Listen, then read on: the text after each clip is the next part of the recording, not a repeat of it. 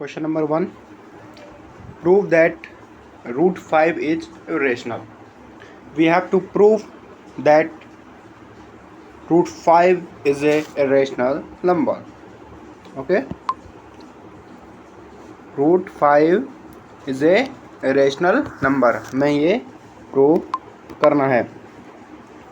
Let root 5 is a rational number. Okay? मान लेते हैं कि हमारे पास जो रूट 5 है वो एक रेशनल नंबर है. मैंने आपको बताया कि अगर कोई भी रेशनल नंबर है हम उसको a/b की फॉर्म में लिख सकते हैं. इसी तरीके से रूट 5 को भी हम a/b की फॉर्म में लिख सकते हैं. Let a and b be two integers. Let a and b have a common factor other than 1. Then we can divide them by the common factor and assume that a and b are co-prime. ठीक है, यहाँ पर हमने a और b दो integers ले लिए हैं जो कि हमारे को-प्राइम नंबर्स हैं. ठीक है, हमने रूट 5 इक्वल टू a/b लिया था. अगर हम b को इधर भेजेंगे तो क्या हो जाएगा, a equal to root 5b, a equal to root 5b. अगर हम दोनों साइड स्क्वायर कर दें, ठीक है, squaring both side, then a square equal to 5b square. ठीक है, a की स्क्वायर रूट 5 का स्क्वायर करेंगे तो वो हमारे पास 5 बन जाएगा. ठीक है, therefore a square is divisible by 5. हमारा जो a स्क्वायर है वो 5 से डिविजिबल है क्योंकि जो a स्क्वायर है वो 5 के मल्टीपल में आ रहा है. ठीक है, अगर वो मल्टीपल में आ रहा है तो इसका मतलब है कि वो डिवाइड भी हो जाएगा. Let a equal to 5k where k is an integer. Okay, a equal to 5k. ठीक है, अब a की जगह पे वैल्यूज रखते हैं. a की जगह पे रखो 5k का whole square equal to 5b square. This means that b square is divisible by 5. ठीक है, b इज डिविजिबल बाई 5. ये एक थ्योरम है. ठीक है, कोई भी संख्या अगर वो a से डिविजिबल हो रही है, ठीक है, तो वो अगर कोई भी संख्या a स्क्वायर से डिविजिबल हो रही है देन वो हमारी a से भी डिविजिबल होगी. ओके, इसी तरीके से हमने देखा यहाँ पे b square is divisible by 5, hence b is divisible by 5. Therefore b square equal to 5k square. ठीक है, कैसे आया, अगर 5k स्क्वायर को अगर हम ओपन करेंगे तो ये हो जाएगा हमारे पास 25k स्क्वायर. ओके, ये जो 5 है b की साइड वाला, ठीक है, इससे हम इसको डिवाइड करेंगे तो ये हो जाएगा 5. तो b square equal to 5k square. Okay, this implies that a and b have 5 as a common factor. ठीक है, हमने ऊपर देखा था कि जो हमारा a है वो 5 से डिविजिबल है एंड, ठीक है, a हमारा 5 से डिविजिबल है एंड b भी हमारा 5 से डिविजिबल है. इसका मतलब क्या है कि a एंड b हमारा एक कॉमन फैक्टर शेयर करते हैं जो कि है हमारे पास 5. And this is a contradiction to the fact that a and b are coprime. और हमने स्टार्टिंग में क्या माना था कि जो a एंड b है हमारा वो को प्राइम है, पर यहाँ पे हमारे पास इसके दो फैक्टर्स निकल आए, एक तो 1 था एंड एक 5 और निकल आया. ठीक है, तो इस तरीके से ये हमारा एक कॉन्ट्राडिक्शन हो गया. Hence root 5 can not be express as p by q और it can be said that root 5 is irrational. ठीक है, हमें मेनली क्या करना है, रूट 5 को ये प्रूव करना है कि वो p बाई q की फॉर्म में लिख सकते हैं या नहीं. हमने वही प्रूव करा थ्योरम की हेल्प से. ठीक है, तो इस तरीके से हम देख सकते हैं अगर हम किसी संख्या को p बाई q की फॉर्म में नहीं लिख सकते हैं देन वो एक इरेशनल नंबर हो जाएगा. नेक्स्ट क्वेश्चन देखते हैं. Prove that 3 + 2√5 is a rational. ठीक है, हमें प्रूव करना है 3 + 2 × √5 is a rational number. Let 3 + 2√5 is a rational number. Okay, ये हमारा हमने मान लिया रैशनल नंबर है। अगर ये एक रैशनल नंबर है तो हम इसको a/b की फॉर्म में लिख सकते हैं। Let a and b are 2 integers. ठीक है, तो हम इन्हें a/b की फॉर्म में लिख सकते हैं। तो 3 + 2√5 = a/b। ठीक है, 3 को इधर भेजें तो ये -3 हो जाएगा। ओके, एंड 2 को इधर भेजेंगे तो ये डिवाइड में 2 हो जाएगा।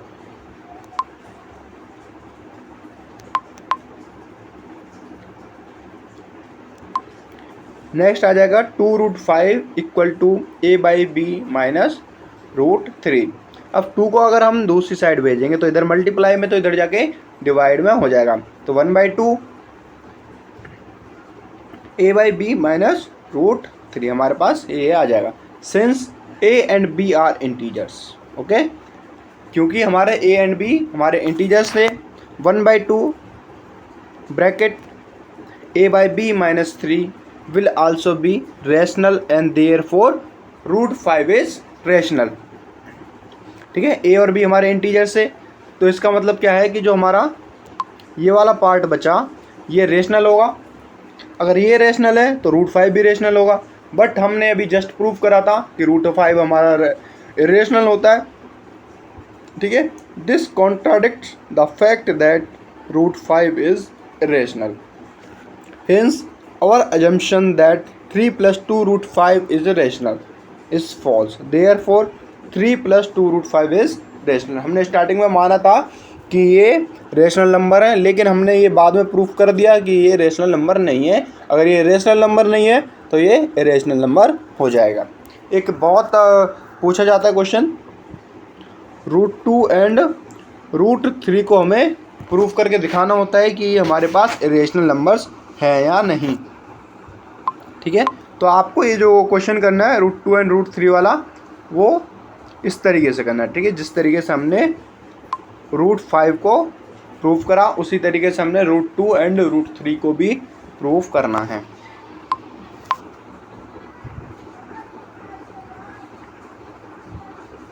ठीक है, इस तरीके से हमारे पास कुछ और क्वेश्चन आते हैं। हमें प्रूफ करना है 1/√2 एंड 7√5 एंड 6 + √2 ये हमारे पास इरेशनल नंबर है। ठीक है, तो सबसे पहले ले लेते हैं 1/√2। Let 1/√2 is rational number. ठीक है, 1/2 इज रेशनल नंबर। अगर ये रेशनल नंबर है तो हम इसे 1/b की फॉर्म में लिख सकते हैं, और इसको अगर हम आगे सॉल्व करेंगे तो √2 = b/a आया। और हमें पता है b/a इज रेशनल। ठीक है, क्योंकि हमारा a and b are 2 integers. Therefore अगर ये रेशनल है तो हमारा √2 भी रेशनल होगा। ठीक है, बट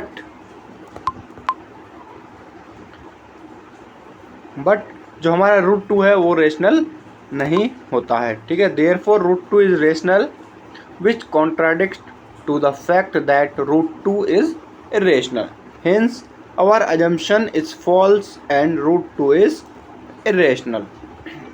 सेकंड वाला आपको खुद करना है, हम थर्ड सॉल्व करते हैं। ठीक है, हमें प्रूव करना है 6 + √2 भी एक रेशनल है। ठीक है, 6 + √2 एक रेशनल नंबर है। लेट 6 + √2 भी ए रेशनल। ओके, ये रेशनल है। And a and b are हमने मान लिया भाई कि वो 2 इंटीजर्स ले लेते हैं। अब ये रेशनल नंबर है तो हम इसको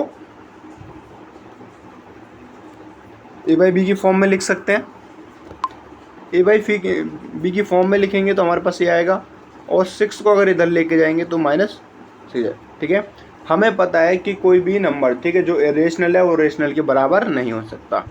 ठीक है, a/b तो हमने इंटीजर्स माने थे, इसका मतलब a/b - 6 = ये हो जाएगा हमारे पास रेशनल। ओके, अगर ये रेशनल है तो ये वाला भी रेशनल हो जाएगा √2, बट हमें पता है कि √2 हमारा इरेशनल हो जाता है। Since a and b are integers, a by b minus 6 is also rational and hence √2 should be irrational. This contradicts the fact that √2 is irrational. Therefore our assumption is false and hence 6 plus √2 is irrational. ठीक है, हमें पहले उसको कोई भी हमें number दे रखा है उसको रेशनल मान लेना है, देन हमें प्रूव करना है कि वो रेशनल नंबर नहीं है। Exercise 1.4 Question 1. Without actually performing the long division, state whether the following rational numbers will have a terminating decimal expansion or a non-terminating repeating decimal expansion. ठीक है, हमें यहाँ पे कुछ नंबर्स दिए हैं, हमें ये बताना है कि इसमें हमारे कौन से नंबर टर्मिनेटिंग डेसिमल एक्सपेंशन है और कौन से हमारे non terminating repeating decimal expansion है। तो सबसे पहले देखते हैं 13/3125। ठीक है, 3125 को हम लिख सकते हैं 5 की पावर 5।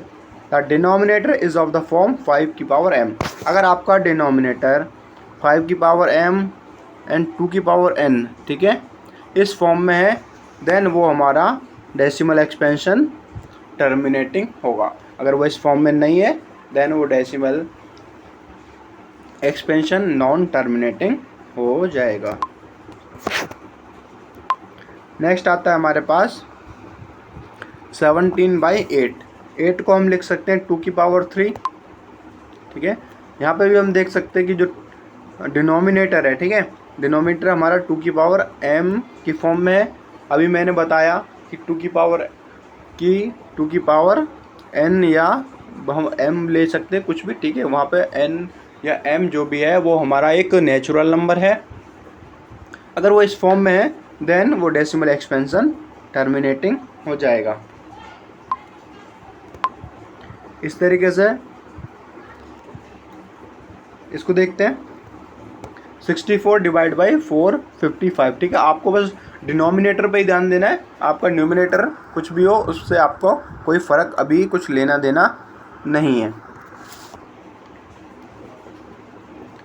अगर हम 45 के फैक्टर्स करेंगे देन वो आएगा 5 × 7 × 13। अब यहाँ पे हम देख सकते हैं हमारे पास 5 की पावर m के अलावा भी 7 and 13 आ रहे हैं, तो ये 2 की पावर m मल्टीप्लाई 5 की पावर n की फॉर्म में नहीं है। इसका मतलब जो इनका डेसिमल एक्सपेंशन होगा will be non terminating repeating. ठीक है, नेक्स्ट देखते हैं 15/1600। 1600 को हम लिख सकते हैं 2 की पावर 6 मल्टीप्लाई 5 की पावर 2। अब हम देख सकते हैं कि जो डिनोमिनेटर है इनका वो है 2 की पावर m मल्टीप्लाई 5 की पावर n की फॉर्म में। अगर वो ऐसा है देन इसका मतलब है उनका जो डेसिमल एक्सपेंशन है वो टर्मिनेटिंग हो जाएगा।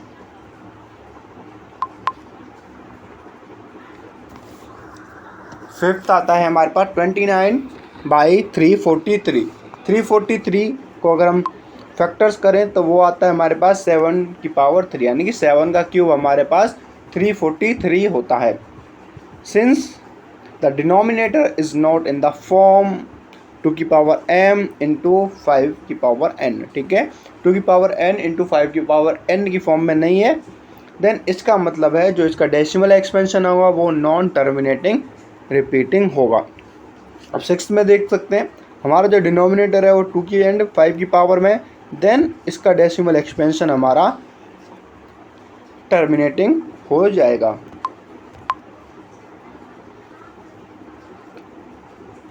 सेवंथ में देखते हैं जो हमारा डिनोमिनेटर है 2 की पावर m मल्टीप्लाई 5 की पावर n है, लेकिन साथ में एक 7 भी है। ठीक है, आपके पास 7 भी है। 2 की पावर m × 5 की पावर n के अलावा कुछ नहीं होना चाहिए। अगर कुछ है, कोई भी नंबर कोई पावर है, देन वो हमारे पास नॉन टर्मिनेटिंग रिपीटिंग नंबर हो जाएगा। ठीक है, टर्मिनेटिंग के लिए आपकी सिर्फ एक ही कंडीशन है 2 की पावर m × 5 की पावर n। ठीक है, ये आपके पास अगर डिनोमिनेटर में आपके पास ये फॉर्म बन जा रही है देन वो नंबर आपका टर्मिनेटिंग होगा, अदरवाइज वो नॉन टर्मिनेटिंग हो जाएगा। नेक्स्ट आता है हमारे पास 16/15, ठीक है। हम इसको क्या कर सकते हैं, इसको हम ब्रेक करके 2/5 लिख सकते हैं, ठीक है। अब हम डिनोमिनेटर की तरफ देखते हैं। डिनोमिनेटर हमारा 5 की पावर n की फॉर्म में है, इसका मतलब है ये हमारा टर्मिनेटिंग हो जाएगा, ठीक है। ये हमारे पास टर्मिनेटिंग हो जाएगा। इसी तरीके से 9th का देखते हैं, जो हमारा डिनोमिनेटर है वो 2 × 5 की पावर में है, देन इसका मतलब ये भी हमारे पास टर्मिनेटिंग हो जाएगा, ओके।